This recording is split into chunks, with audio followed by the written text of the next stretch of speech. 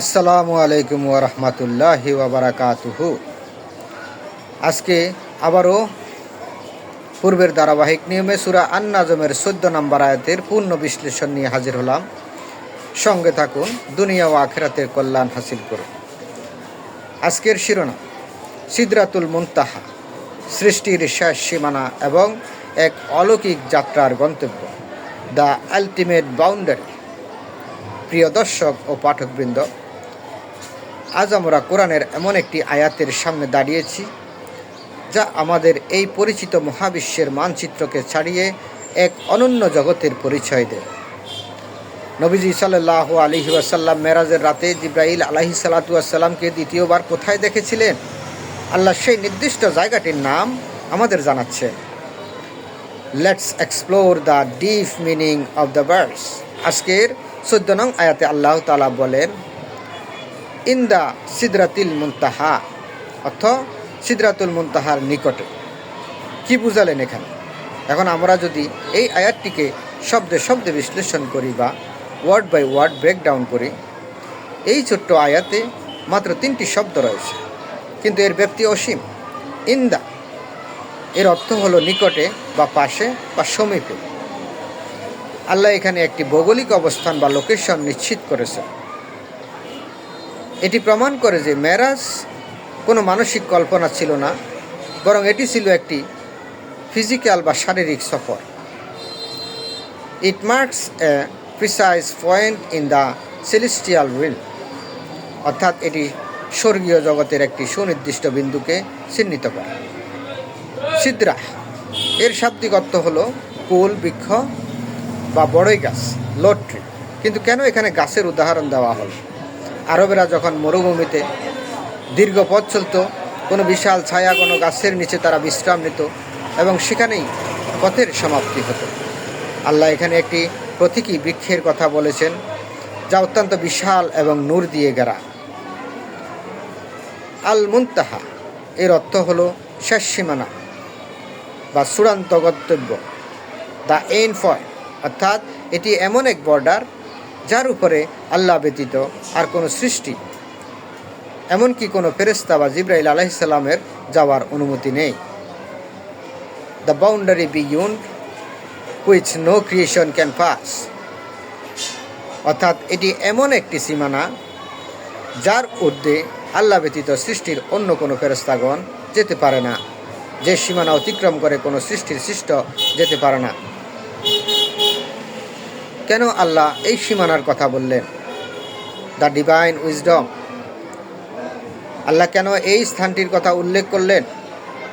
এর পেছনে গভীর হিকমত রয়েছে। এটি প্রমাণ করে যে মানুষের জ্ঞানের একটি সীমা আছে। Human knowledge is finite. বিজ্ঞান আজ ইভেন্ট হরাইজন বা মহাবিশ্বের সীমানা নিয়ে কথা বলে, কিন্তু কোরআন ১৪০০ বছর আগেই সিদরাতুল মুনতাহার মাধ্যমে সেই চূড়ান্ত সীমানার কথা বলে দিয়েছেন। এটি নবীজি সাল্লাল্লাহু আলাইহি ওয়াসাল্লামের সুউচ্চ মর্যাদার প্রমাণ। যেখানে সৃষ্টির শ্রেষ্ঠ ফেরেশতা জিবরাইল আলাইহিস সালাতু ওয়াসসালাম থমকে দাঁড়িয়েছেন, সেখান থেকে নবীজি সাল্লাল্লাহু আলাইহি ওয়াসাল্লাম আল্লাহর একান্ত সান্নিধ্যে এগিয়ে গিয়েছেন। আমাদের জীবনে এই আয়াতের শিক্ষা বাস্তবিক শিক্ষা, দ্য প্র্যাকটিক্যাল লাইফ লেসন। এই ডিজিটাল লেকচার থেকে আমাদের প্রাত্যহিক জীবনের জন্য 3টি বড় শিক্ষা রয়েছে।